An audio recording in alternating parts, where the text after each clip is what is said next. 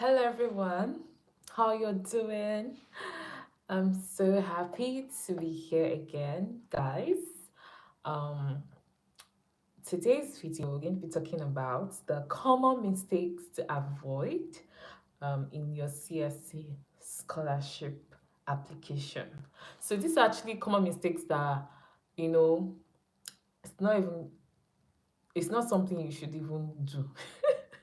But a lot of people make this mistake, and I feel like the reason that I'm coming here to talk about it is to help a lot of guys because CSC scholarship is going to be ending on the 31st of this month. For those of you that have not yet submitted your application, this month is March, okay? And CSC scholarship starts from December. Type B start from December to March 31st. So it's going to be ending soon. This is the reason I said to post videos every day. I'm doing like a live video every day to actually talk about some of the questions you guys ask me, or just basically to talk to you guys to motivate you and help you in any way that I can, because I really want every one of you to get this scholarship. That's my desire. So that's the purpose of this live video. And also, if you have not joined our group, CSC group, please check down the link below to join. Okay, so let me just start this video. The first mistake that I feel like a lot of people actually um, do is they miss the deadline. So try as much as possible that you ensure to submit your application before the deadline. It's very, very important. Those of you that don't know when the deadline is, I just said now, March 31st. A lot of people miss the deadline and they start messaging me, Omar, please, when can I apply? When can I do this? When people are still messaging in the group right now. But I've said it so many times that by March 31st, that's the deadline for applying for it. Many schools. People are still messaging on the group asking me. So I don't know why. This is very easy. It's very easy, but I understand that a lot of people forget and it's normal. So people miss the deadline, and this is a very common mistake that a lot of people make. So try as much as possible not to miss the deadline. Apply on time. And if you have not subscribed to my channel, please subscribe to my channel. Like this video, subscribe to my channel, and follow me on Instagram at official_oma. There you can always ask me any question that you want to ask me. Okay, let's continue. The next is incomplete application. Yes, so many of you start your application and I feel like the problem is the fact that you don't finish your application. You fill out all the sections of your application form, provide all the required documents and everything, and you don't submit, or you don't even complete it. Sometimes even if you submit and the information, like you've not finished filling all your information and you even submit, it doesn't still mean that you're going to get it. You need to fill out every information that they put there. You need to upload all the document that you need to upload. These are very important things that I feel like people make that mistake. Some people, it's not even that they don't even have the document. Some people, maybe they forgot. Like, I don't know, that I would say is the fear, but you know that kind of thing. You're applying for a scholarship, you fill out all the information, you upload everything, and then there's still a part of you that is feeling like, Kai, I'm not ready to submit. God, I'm scared. If I submit, will I get this scholarship? You know, there's so many people that feel like this. So I basically think that's another reason why a lot of people, they don't submit on time. They forget. See, there's nothing there to just try. Even if you don't get it, even if you get rejected, just give it a try. Do not like not start at all on that you did not do anything than the fact that you not even try or you not submit. Just imagine if you've already you finish watching me all the time talking about CSC scholarship. You can see my channel. We have upgraded the channel in a way that I'm not more concerned about my subscribers, whether people are subscribing, whether people are liking or whatever. But I've upgraded my channel in a way whereby I'm more concerned about giving value to the people that I'm getting feedback from. because I've done a lot of videos. I've done a lot of videos on my channel, music videos, but I feel like I'm getting more feedback from CSC scholars, people that are applying for CSC scholarship. I feel like I'm getting more feedback from them. So in my mind, I want to focus on them and see how I can be of great help, how I can give value to people that I'm getting more feedback from them. Before I focus on other things, so you can see I really like made a channel for you guys and you're watching me, what are all the things that I tell you guys, and then you now go to the website, fill all your details, upload your documents, and then you don't submit. Why? So try your best, submit, okay? Submit. The next thing is that you're not following instructions. This is another mistake a lot of people make. They don't follow the instructions. You need to read the application guideline carefully. That's what you need to do. You need to read all those things. You need to follow them, because failure to do so, it may result to you getting disqualified. Yeah, it may result to you getting disqualified. So try as much as possible that you read everything and then you follow the guidance and the guidelines, everything that they are telling you to do, you do them. Sometimes some school will reach out to you, they'll message you. Maybe now there's a document you did not submit, or there's something that you did not do. There are some schools, they are kind enough, they will reach out to you, they will message you that, oh, we did not get this from you, we did not get that from you. Do not just read the message and be like, I don't have time, or you don't do anything about it. Try to, when you read the message, also try your best to give them a good feedback. Even if you don't have the document that they're asking, you can still respond and say, please, I don't have this document, I don't have that document, this, that, what should I do? So that yes, they know that okay, this person is serious. Sometimes I feel like even there are some schools, they just want to even know if like this person still wants the scholarship. Do you understand? It's not that you're just applying for applying sake. So I feel like there are some schools, they'll reach out to you, they'll say, oh, we don't have this, we don't have that. They ask you for this, and then if you don't say anything, like if you don't give them any feedback or anything like that, then they would be like, they will start thinking that you're not even serious. They start thinking that this person did not even give any feedback, this person does not want this opportunity, and that's how they move on. So try your best to give like a feedback, okay? Try your best to at least even if you don't have the document, say something, even if it's an okay. The next thing is poorly written study plan. This is also very, very important, that some people don't even know how to write their study plan well, and I don't know why. Like, anyway, I understand, because of course study plan is not that easy to write. But on this, and maybe one of these days, maybe one of in this video, I'm going to actually, probably my next video, I'll talk about study plan. I'll talk about how to write a very good catchy study plan that would help you secure the scholarship, not even just in China or even any country that you're applying to, because every country or most schools, they want to know your study plan, they ask you for your study plan. So try as much as possible to prepare this and submit it. Make sure it's very good. I can give you a template, or I can help you to apply, because the reason why I say that I can, it's not something I like to do most times, but I and my team, we can actually help you to do your study plan. We just, most times, I and my team, we just want to be the one to help you do all the scholarship, right? All the scholarship application. We have a lot of people that have asked questions. Oh, please, can you help me to write my study plan? I'll just reply them what to do, or give them a video where I have talked about study plan. But it's not like I'll now do it for them. But now I think I would also add it to some of the things that we are doing, because we assist students to help them get the CSC scholarship before deadline and also after deadline, because some of these teachers, there are still opportunities, but they don't give it to the people that they have said that they're going to give.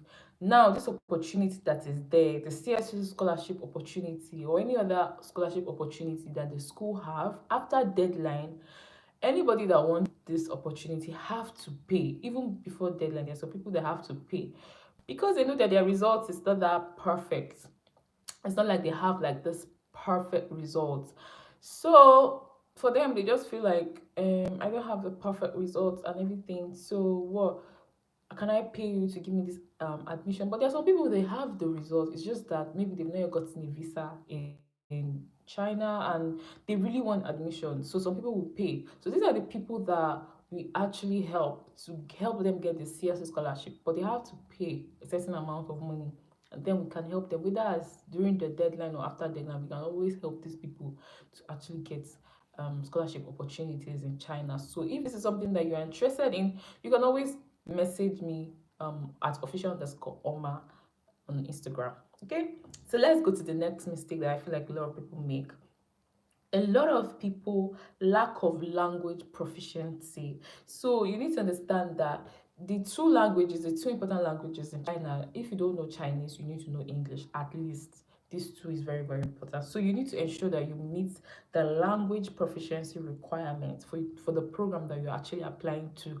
So if you're applying for an English taught course, you need to have at least IELTS, all those English things, TOEFL, IELTS, or if you don't have these things I just called, you can actually get the English certificate from your university. So reach out to your university, ask them that you need like this English certificate, blah blah blah.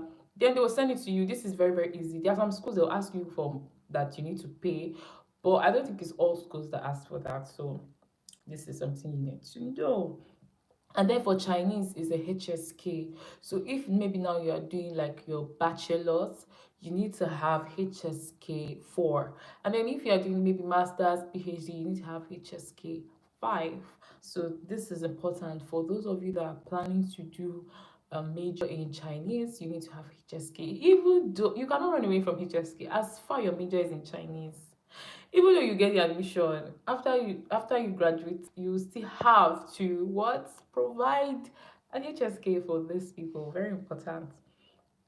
So the next point that you need to think about is to ignore the fine print. Okay, so you need to actually pay attention to the specific requirements of the scholarship that you're applying for.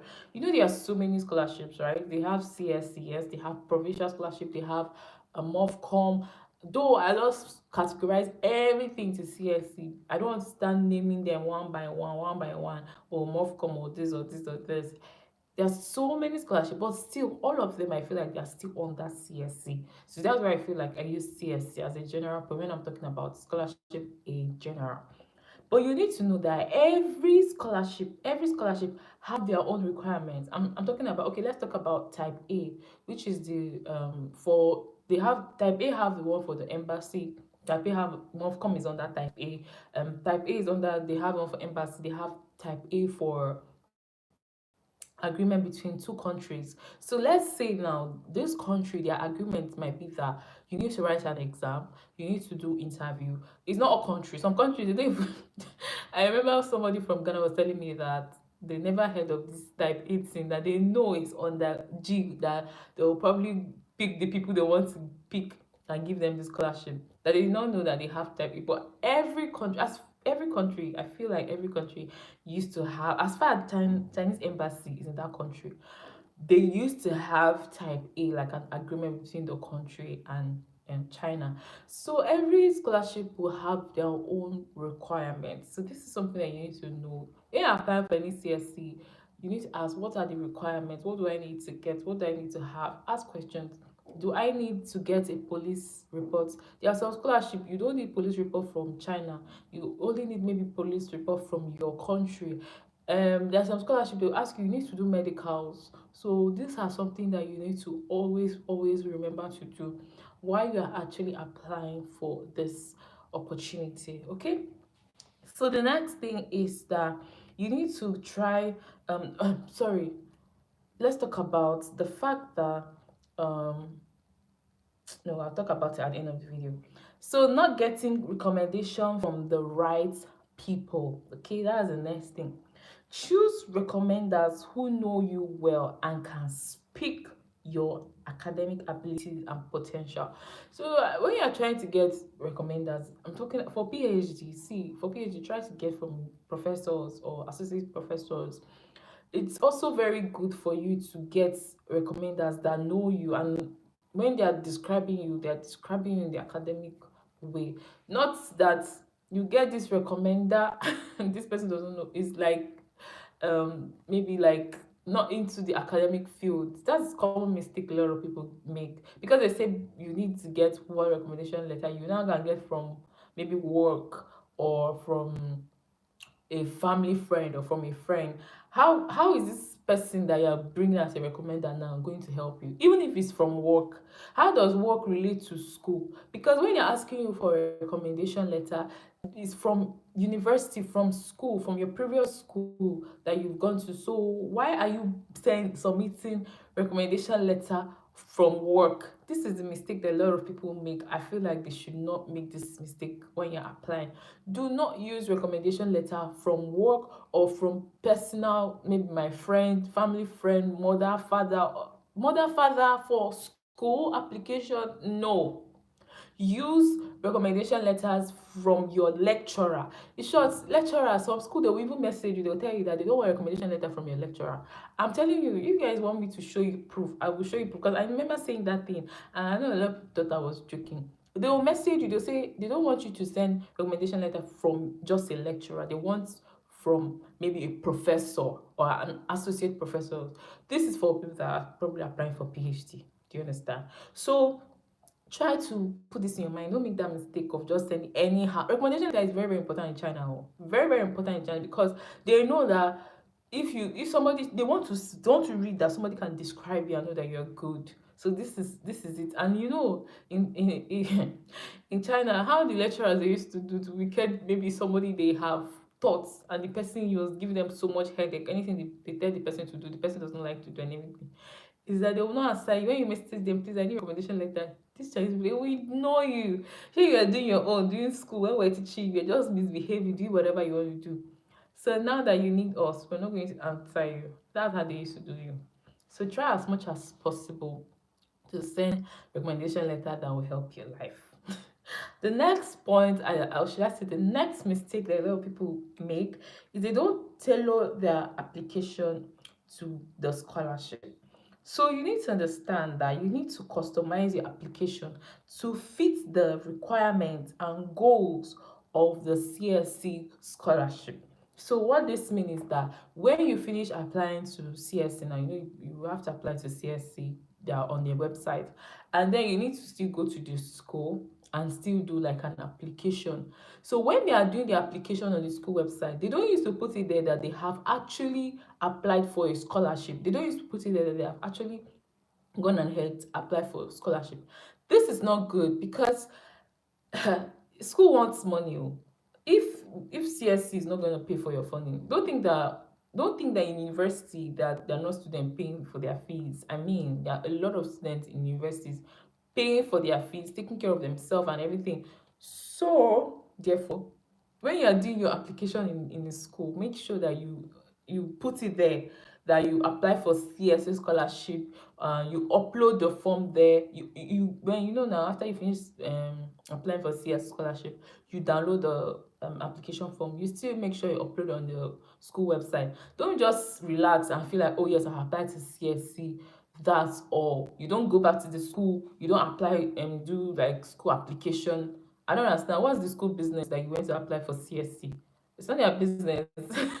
They want their money. If CS is not paying them, okay, fine. If CS is paying them, fine. That is how it works. It's just that sometimes why school now can easily say they don't need CSC application, and they can easily give money to students that sometimes the government have really paid the school some certain amount of money, and maybe they have paid for 100 students or they have paid for 50 students, depending on the people that the school wants to give. So easily they can pick anybody even within the school that have graduated and say they want to give them scholarship to continue. You know, there are some students that are like they don't want that student to leave their school, and they still want them to continue in their school. So sometimes they will give them scholarship funding opportunity whereby they will still continue in the school. This is another thing that some school can do. But for you now,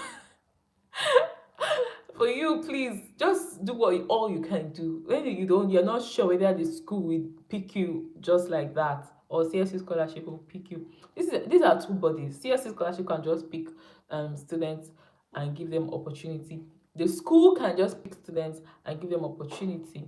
But now you can apply to the two. So any one of them can choose now to give you. Either CSC Scholarship can decide to pick you on the random and give you, or the school you have applied to can decide to pick you. So don't just relax and say, oh, I've applied to CSC Scholarship and that's all. There are some schools that you don't even need to go to the CSC website and apply on the website. You just go to the school, apply to the school website, and the school will pick you. This scholarship is available. That's why I say apply to many schools, because it's easy to apply. The moment you have your document, you can apply to 100 schools, and you don't need to see. Just focus on schools that you don't need to pay application fee. If you see there that you need to pay, because application fee is not cheap, or it's 600 RMB or 400 RMB. Imagine now that you're paying application fee to so many schools. How many schools do you want to pay application fee to? So just ensure, focus on the schools that you don't need to pay application fee, so that if whether you get it, you don't get it, you will not be at loss. You need to be very strategic in your application, so that when you're applying to all the schools you did not get, you will not feel bad because you did not pay application fee. But even the school that you pay application fee can still not accept you. So what are we saying?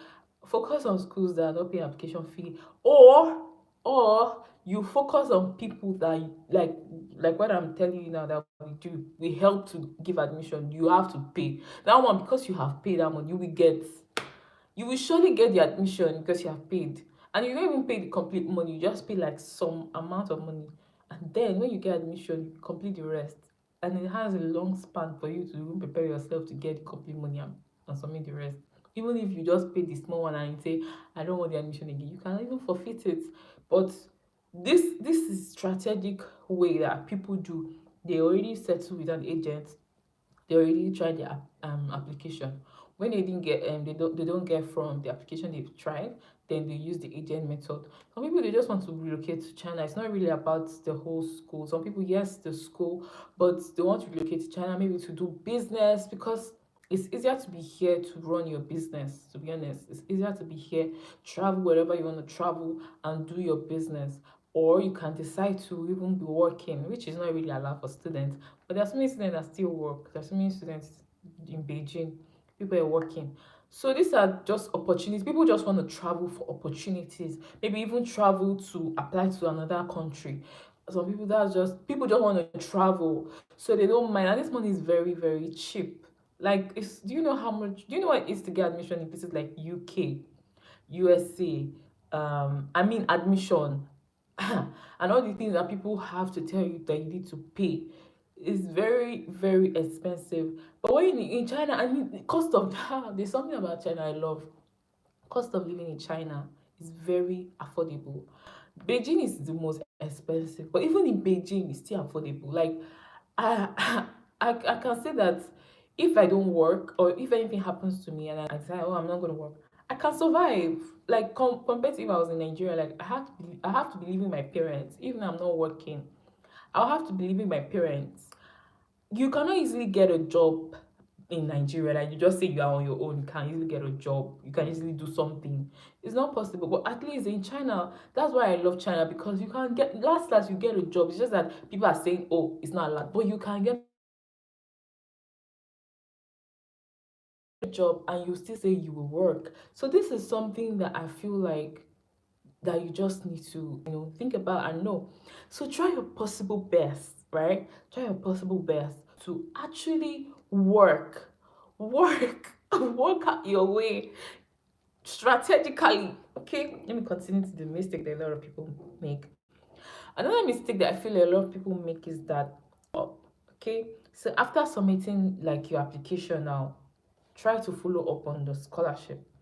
Try to do like a follow up with the scholarship committee to ensure that they receive all your documents and to inquire about the status of your application. It's very, very important that you do a follow up on the scholarship thing, to ensure that they've received all your documents, and also that you inquire about all these things. Because, okay, let's say for example now, maybe that they have like an opportunity. Maybe this school have opportunity for some student, they want to give this opportunity to, but they've already picked the student they want to give and you're not part of them. The fact that you're always messaging the school, you're always asking questions, because the email is there, the admission email is on the school website. The people that are giving admission are the people that email are on the website. Yes. So, because let me tell you, in China it's not like every other country. In China, okay, like every other country, like maybe Canada or other country, is the supervisors that are in charge. Like especially if you're applying for masters, PhD, they will tell you you need to have a supervisor. They are not in charge. They cannot give you admission. Even if they give you admission, the supervisor say he does not have funding or he's not giving you admission. There's nothing they can do. And most times in that country is because the supervisors have funding. Is the supervisor who have the funding to now say they want to give students. That's why you can see that China, the scholarship opportunities is easy to get in China, and people are getting scholarship in China compared to other countries, because other country is the supervisor that have to give opportunity to students. Most of these supervisors, they don't even have time. They don't even respond to their emails. You see that people complaining they've not been able to get supervisors. You see them complaining that this person is not responding. Like supervisor that is there reading, supervisor that is there supervising almost how many students? You know how many students are this supervisor supervising people that are doing bachelors, supervising people that are doing masters, supervising people that are doing PhD. They supervise a lot of people. They don't have time. Even responding to emails, they don't have that time. Maybe yes, they might have assistant, but even assistant safe. Do you understand? So now that's why people don't get that much funding, and supervisors now, because they are looking at your result. If they look at your result, your result is not good, they will not give you scholarship opportunity. But in China now, the scholarship opportunity are handed to the international office.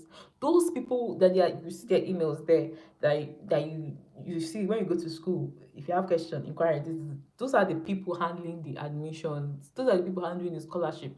That's why you see that internationals who have friends with anybody in the international office, most times they always give those people opportunities. They always give those people scholarship opportunities.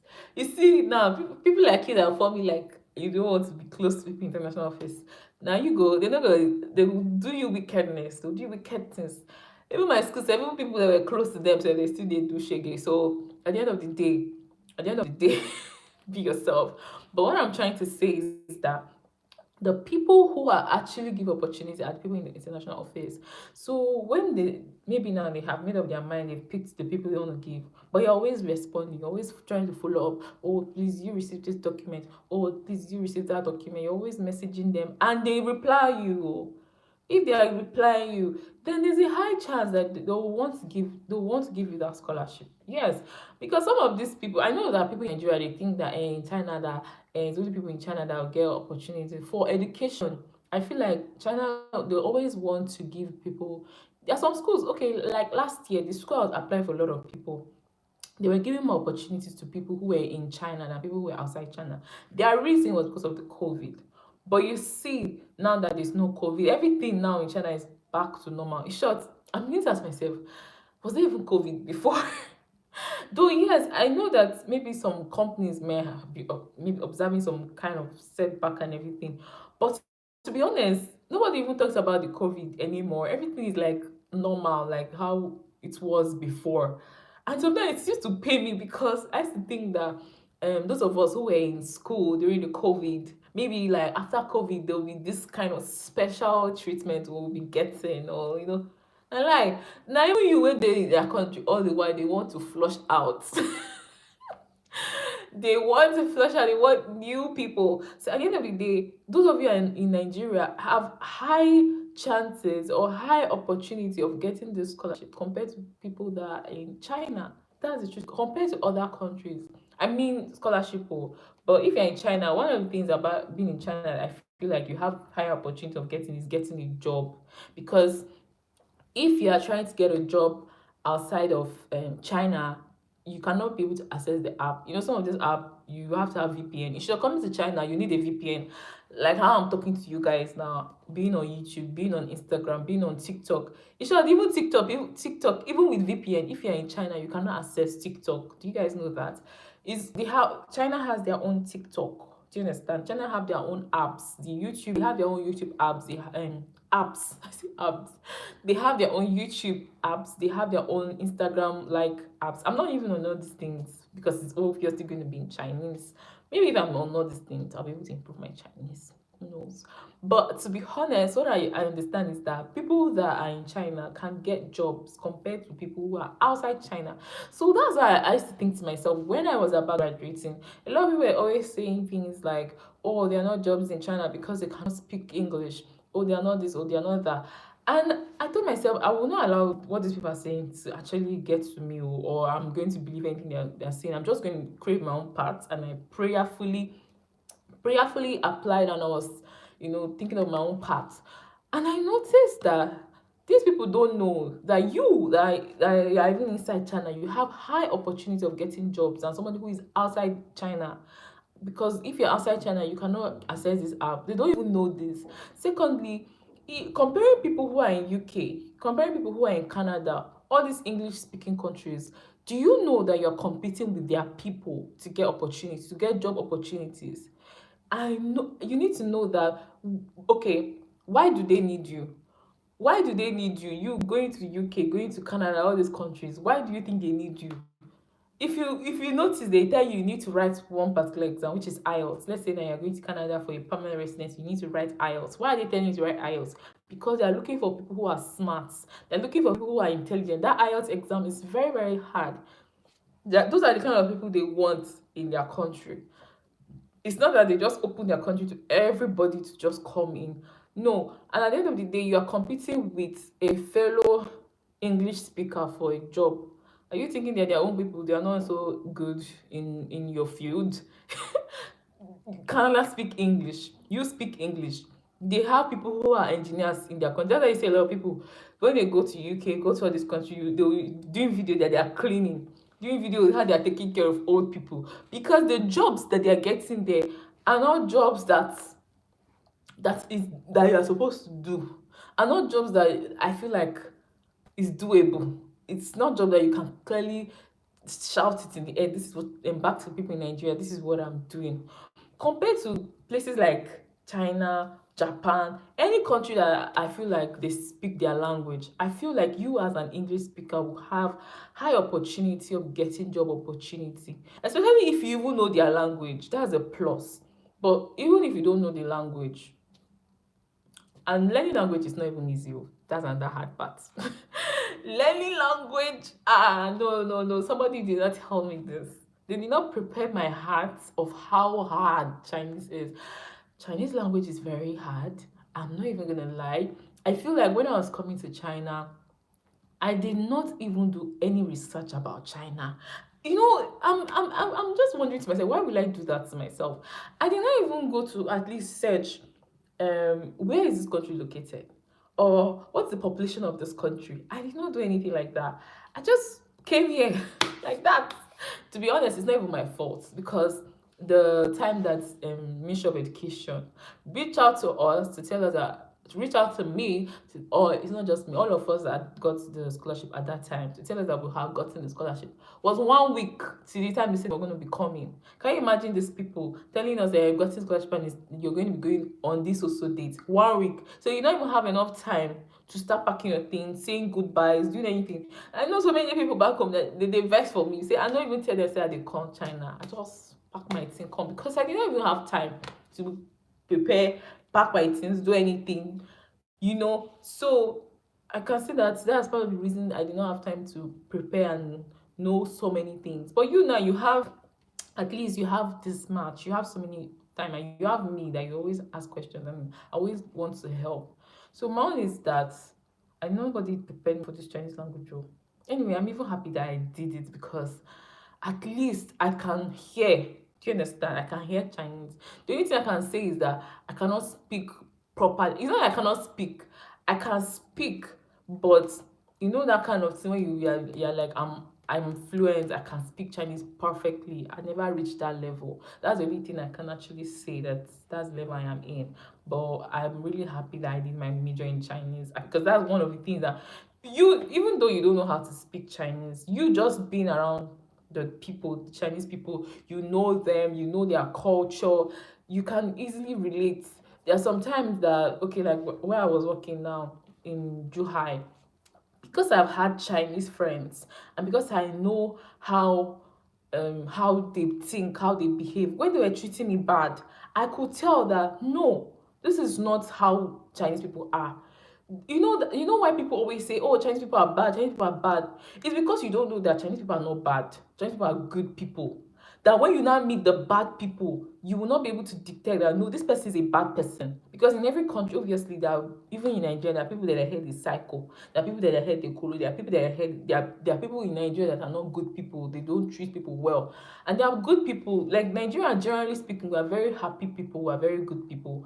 But if you don't know Nigerians, or if you don't know Nigerian people very well, you meet one person that treats you bad, you automatically say, ah, Nigerians are wicked. I don't like Nigerians. I don't like this. I don't like this. But if not because I had studied Chinese, I have studied with Chinese people. All my classes I did with Chinese. I have Chinese lecturer. That man don't know how to speak one English. He was not speaking English to me. He speak Chinese to me. Though this man knows, say, I no sabi, I no sabi in Chinese. He still speak Chinese to me throughout the 4 years he supervised me. And the man was still so good to me. And I had so many Chinese friends that were so good to me. I mean, I won a competition. Okay, I won third position in a singing competition in my school. That even when I had left and I did not even get opportunity again to come back to sing. Did you know that they still reach out to me, come and sing during my graduation when I was graduating? These people called me to come and sing on my graduation day. For someone, I wasn't talking to anybody while all the whole competition process. I wasn't communicating with everybody. So what I'm trying to say is that people who study in English, they don't know Chinese people that much. So that's why they say, there's no job opportunity. That's why they say things like, oh, Chinese people are not good. This is this. And I think it's actually wrong to say that because you don't know them. They are good people. In short, they are very shy and insecure. It's not like I want to say that I don't want to make it look bad, but to be honest, Chinese people are very insecure. Especially those ones who used to fake confidence. You see those ones that used to try to be so confident. They are the most insecure ones. They're just putting a shield. But if you don't know them, you'll be scared of them. They just always like to make people to be scared of them. But to be honest, that's not who they are. So that's why that when I was working with some people, when I was working in that company, I could tell, I say, no, this is not how Chinese people are. But you, who only learn your major in English, you think, oh, maybe this is how Chinese people are. Let me just stay in the company. Let me just keep quiet. They are only wanting to use you. So if you have sense, you can survive here. And also, don't be thinking they're not like visa opportunity. That's another lie. Yes, they say it, that it's not easy to stay back in China. But to be honest, there are so many pathways, just like in the UK and other countries, that you can actually still stay back in China if you want to. You know that most people don't want to because they don't know Chinese language. It's hard for them. But if you still want to stay back in China, there are still so many pathways. Do not let anybody deceive you, because some of these companies, that's why they treat international badly. They make you feel, they will not tell you, we're just giving you visa, you're under us. They make you feel like that's why they should treat you bad or treat you however they want to treat you. But if you have sense, you say, no, I know that I can get other pathway. You can get pathway of staying back in China through education. You just even go to any school, apply for Chinese major, you stay back. You can get through getting scholarships. So many scholarship opportunities in China. If you want to stay back in China, you can use that route. You can also use business route. There are so many people I have seen just that they register visa on that business, that they have a business. I remember I was telling my mom that I want to do this route. She said, no, how can you register business in somebody's country? But she doesn't know that that's how most international stay in China. All of you that are business owners in Nigeria, all you have to do, look for an agent, register your business under China, and with that, you have money in your account. You apply for visa, you can come here, even without education. Even without education, if you have the money, you just register business under China. It's very easy. Chinese people will do it for you. Chinese agents will do it for you. It's just that me, I don't get that money to say, oh, you have to pay agents, because you have to pay agents.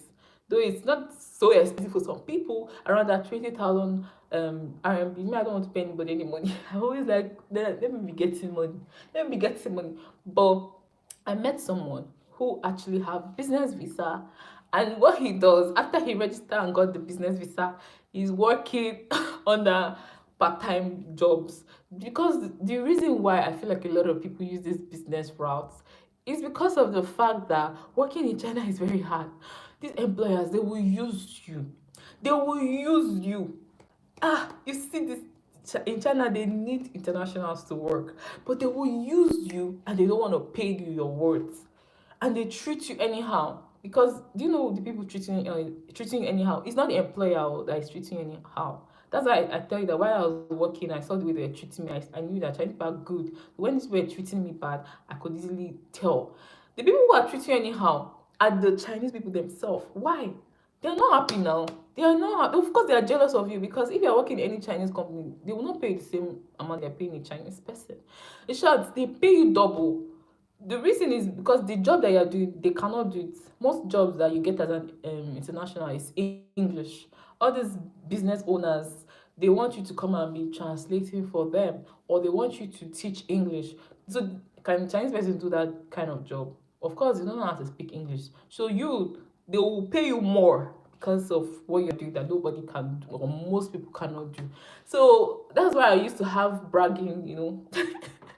Anyways, guys, I feel like this live video is getting so long. I'm going to be ending here. If you have any question, please leave it down in the comment section below and ask me your questions. I really, really love the fact that you guys keep asking questions and you guys are subscribing to my channel, liking my videos. I appreciate you guys, and it's motivating me to come out here more often. But right now, I'm beginning to ask myself, I don't know if I want to continue this everyday life. Oh my god, it's not easy. I'm thinking that maybe I will, some days I'll come live, some days I might not. Let's just see how it goes. Maybe I will continue, maybe I will not. But if I'm not in the mood to do it, I don't want to force it. I want to do it when I'm in the mood, and so that I can be able to give you my best. But anyways, thank you guys. Remember, if you want to get any Chinese scholarship opportunity, message me through an agent. We can help you to get this. This one is a short one. It's just that you have to pay a certain amount of money, $2,000. Okay, that's the amount you have to pay. You don't pay the complete money now, you just pay a part of it, and then when you get the admission, you actually pay the complete one. This is the amount for the Chinese scholarship, and definitely you get. So if there's something that you're also interested in, also try to message me, and I would help you and guide you on how to get this. But obviously, what I do on my channel is to teach you how to do it yourself, how to get the scholarship yourself. But obviously, you cannot just depend on that if you really, really, really, really want to come so quick and you don't want to miss it. Some people get this, but some people don't. So we only focus on the people who are like, I really, really want to get this. I don't want to miss out on this. And even if you have even applied before for the CS scholarship, you can still use this agent route to get something. So yeah, I hope you liked the video. If you did, give the video a thumbs up, like my video, guys. Please like the video, it really helped my channel to go far, and subscribe to my channel if you have not. I would see you guys in my next video. Bye.